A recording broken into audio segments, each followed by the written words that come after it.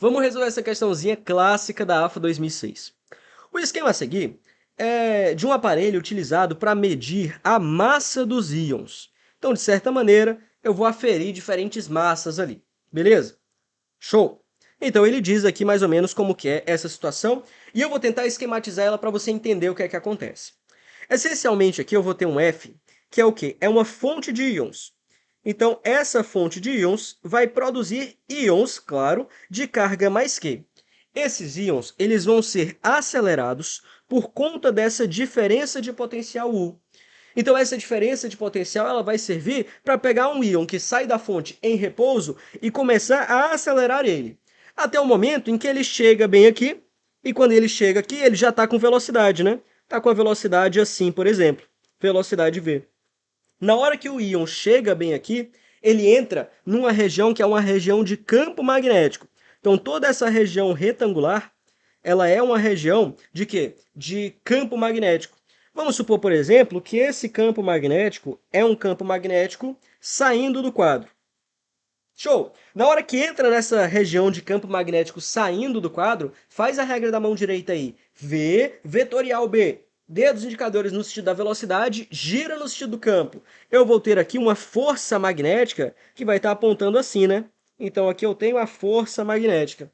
Só que você sabe que sempre que eu tenho uma partícula em uma região de campo magnético uniforme e com a velocidade perpendicular ao campo, e está perpendicular, né? É como se eu tivesse a velocidade aqui para cima e o campo saindo, né? Campo saindo assim, você vê... Opa, derrubei a caneta aqui. Você vê que forma 90 graus. Então, sempre que eu tenho essa situação, ele já deu a dica também.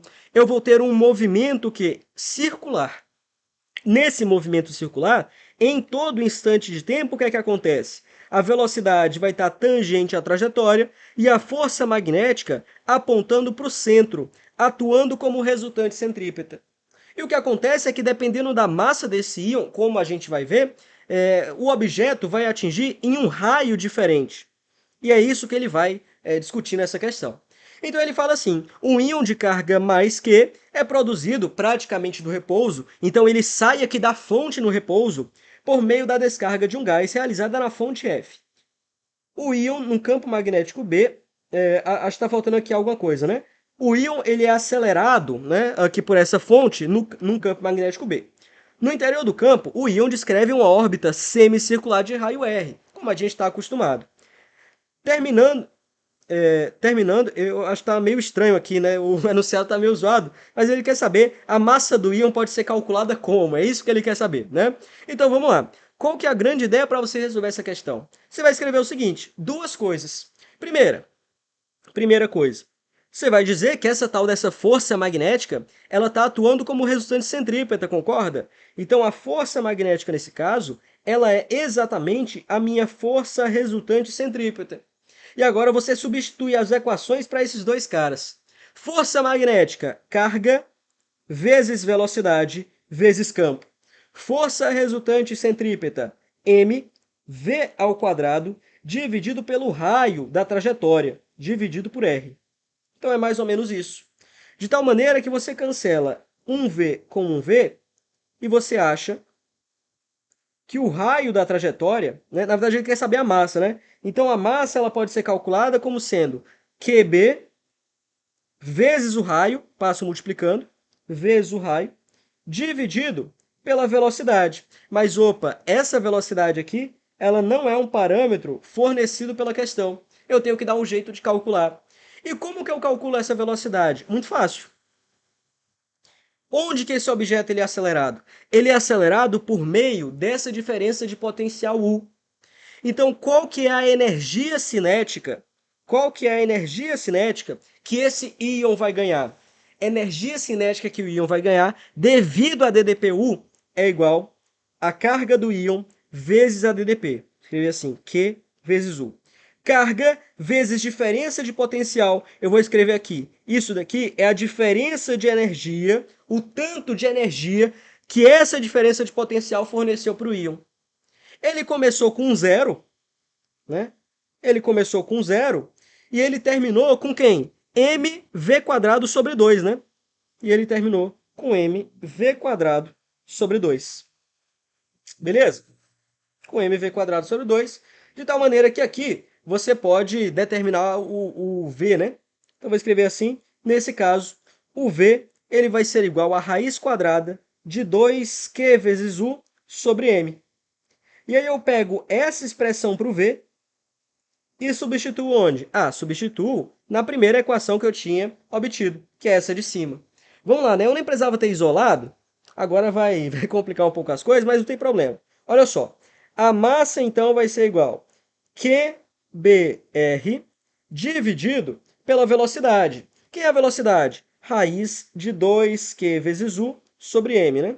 Raiz de 2q sobre m. Opa, fazendo assim. Beleza.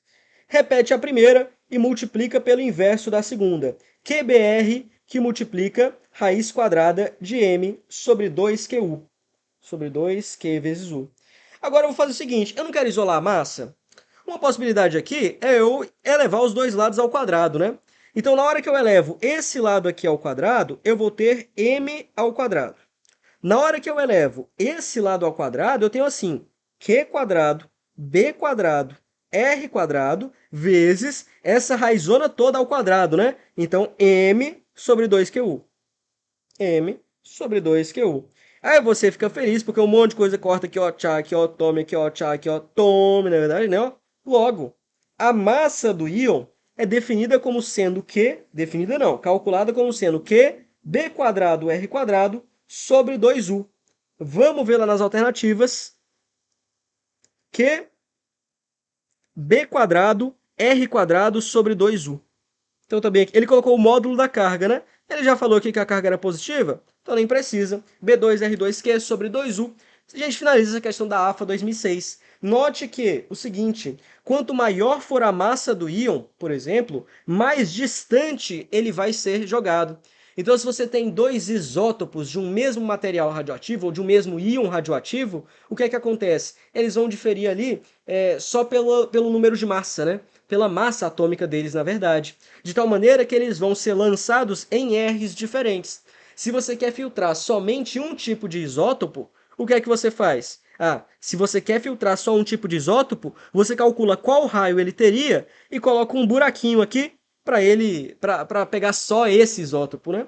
Então essa é a ideia de qual que é o nome? Espectrógrafo de massa, ou espectrômetro de massa. Fechou? Finalizamos essa questão, então. Beleza? Deu para pegar, moçada? De buenas, essa questão é clássica, hein? Já apareceu infinitas vezes em tudo quanto é lugar. Inclusive vai aparecer de novo aqui, ó. Mesma coisa logo em seguida. Fechou? Bom, Eduardo falando aí, o pessoal tá tímido hoje, é isso aí. Deu para pegar Dibas, né? Show.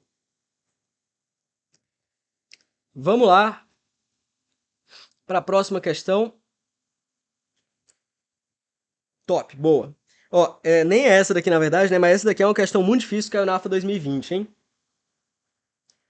Podia cair uma dessa esse ano, podia, né? Agora, cair uma dessa daqui da AFA 2020 é complicado, é uma questão dificilzinha, mas vou desmistificar com vocês. Vamos lá. Vamos fazer então essa questãozinha da AFA 2011. Ela fala o seguinte: considere um elétron, ou seja, carga negativa, partindo do repouso e percorrendo uma distância retilínea, sob a ação de um campo elétrico uniforme gerado por uma diferença de potencial U. Beleza. Até passar por um orifício e penetrar numa região na qual atua somente um campo magnético uniforme de intensidade B. Tá bom? Antes de continuar, eu vou desenhar o que é que ele está falando. Ele está falando que você tem aqui uma região de campo magnético uniforme B. Eu coloquei entrando no quadro, por exemplo. E eu vou ter um elétron que ele vai ser gerado por uma fonte, por exemplo. Ele vai ser gerado por uma fonte. E ele vai ser acelerado. Por meio de uma diferença de potencial U. Então, ele é solto aqui com a velocidade zero, só que por conta dessa DDPU, então vai ter um campo elétrico ali, né? Ele vai entrar na região de campo magnético, já com uma determinada velocidade V, que eu não sei quanto vai. Show! Até passar por um orifício, tá aqui o orifício, e penetrar numa região de campo magnético uniforme. Devido à ação desse campo magnético, o elétron descreve uma semicircunferência, atingindo um segundo orifício diametralmente oposto ao primeiro. Então você sabe, nessa situação aqui, uma velocidade perpendicular a um campo magnético uniforme, eu vou descrever exatamente uma semicircunferência, né? Seria um arco de circunferência ali para todos os efeitos, que seria mais ou menos isso, né? Evidentemente, aqui quando ele para, né, quando ele sai da região de campo magnético, não tem mais nada que mantenha ele nessa circunferência. E justamente nessa circunferência, o que é que acontece? A força magnética, ela vai sempre puxando o objeto de novo para o centro, né? Então o elétron ele vai indo aí, sempre com velocidade v, mais ou menos desse jeito, e com a força magnética apontando sempre para onde? Apontando sempre para o centro, atuando como resultante centrípeta. Show! Beleza? Atingindo o segundo orifício diametralmente oposto ao primeiro. Então aqui eu vou ter um outro orifício. Considerando o módulo da carga do elétron igual a Q, então ele está falando que Q é a carga, né, em módulo desse objeto. Na verdade, a carga dele é menos Q, é negativa, né? E sua massa igual a M, ele quer saber o raio da semicircunferência descrita. Então, beleza. Aqui você tem que fazer essencialmente duas coisas. Primeira coisa, descobrir com qual velocidade que ele entra na região de campo magnético. Então, vamos lá. Ele vai ser acelerado por essa diferença de potencial U, concorda? Então, a diferença de... colocar assim, a energia que aquele campo elétrico, aquela DDP está promovendo, vai ser igual a Q vezes U. Concorda comigo? Carga vezes diferença de potencial. Lembra? A definição de potencial não é assim? O potencial é a energia dividido pela carga. Então, a energia é a carga vezes o potencial. E a diferença de energia? O tanto de energia que eu dei ou que eu tirei? Ah, vai ser a carga vezes a diferença de potencial que ele está chamando de U. Então, é uma dedução rápida aqui, né? Que vem da definição de potencial.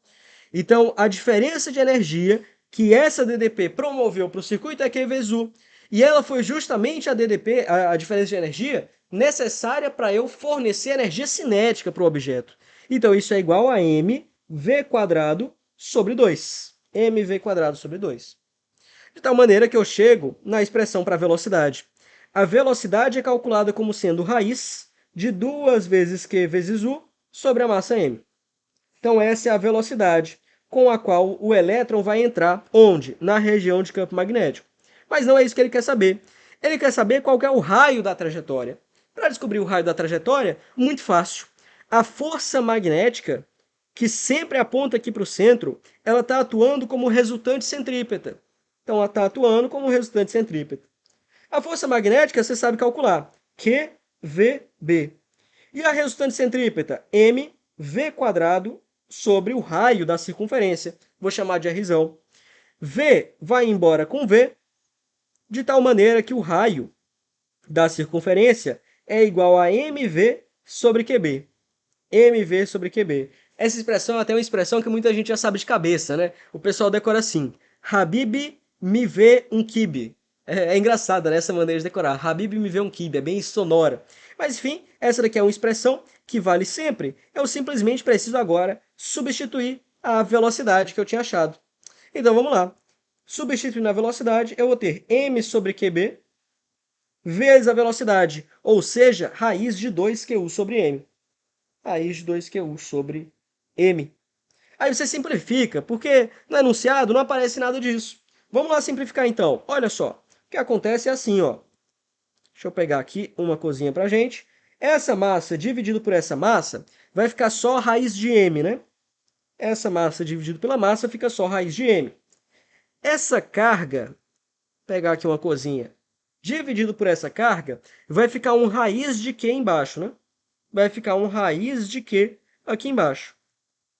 Aí eu tenho o que sobrou. Eu ainda tenho esse 1 sobre b vezes a raiz de 2u. Então, na verdade, essa expressão toda, se você deixa todo mundo que está dentro da raiz, né? 1 sobre b vezes a raiz quadrada, junta todo mundo, 2mu sobre q. Então, 1 sobre b, raiz de 2mu sobre q. Você marca letter C de Caio, que é o meu nome.